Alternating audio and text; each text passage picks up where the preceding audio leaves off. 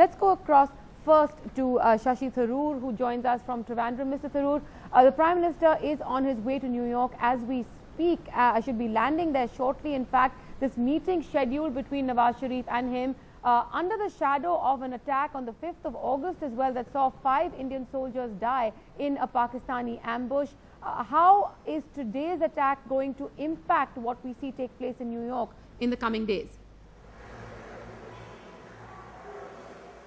Well, that's a call that only the Prime Minister can make, Maya, and he'll make it after landing and taking stock of the situation. But his initial statement has made it clear that he is condemning the attack and at the same time reaffirming his determination to pursue the path of dialogue. The fact is that those who have conducted this kind of terrorist attack have the objective of derailing peace talks. Their nightmare scenario would be if the governments of India and Pakistan make common cause against them and try and work together forces. So it's in the interests of the terrorists talking or the like-minded people on both sides of the border finding common ground. Why should we play into their hands? I think one of the questions the Prime Minister will be asking is, do we want to allow every terrorist attack to de facto create a veto on our pursuit of our national interest in pursuing dialogue? I think this is the sort of calculation we would have to make.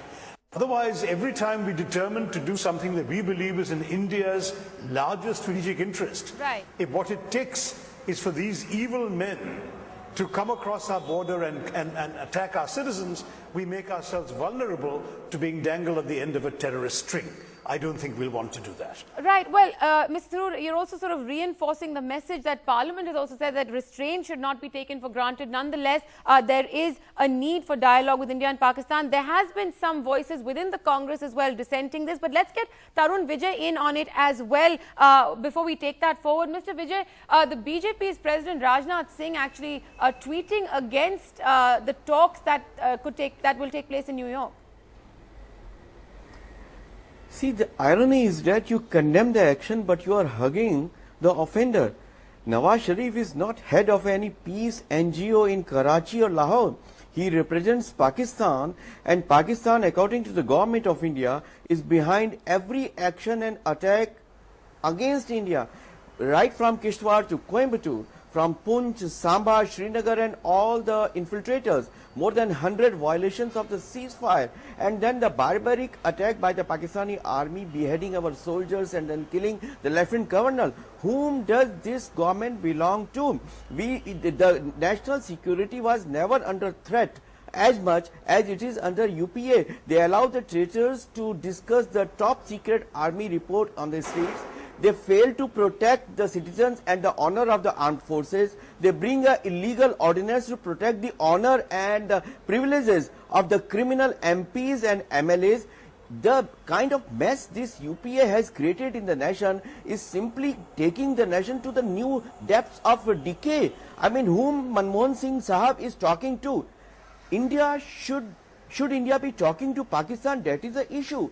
We have burnt our fingers every time we spoke to Pakistan, right from Lahore Buzz to Kargil, and even after Kargil when we invited Parvez Musharraf, every time during Ziaul Haq, during Bhutto's time. So we must take lessons from our past mistakes. So and you're going back into history and saying every time there's unless Nawaz Sharif shows, just a second, unless Nawaz Sharif shows that he's controlling his rogue army, there is no use talking to a person who does not have any control on his army. Well, Nawaz Sharif has made the statement that it's the political establishment in Pakistan that's going to run and determine India-Pakistan policy, not the army. We'll get the Pakistani voice on that. But Shashi Tharoor, very quickly respond to Tarun Vijay because the BJP does have a very clear position right now on these talks taking place in New York. Well, I don't know how clear it is, because this is the same BJP that after Kargil, after the parliament attack, after the hijacking to Kandahar,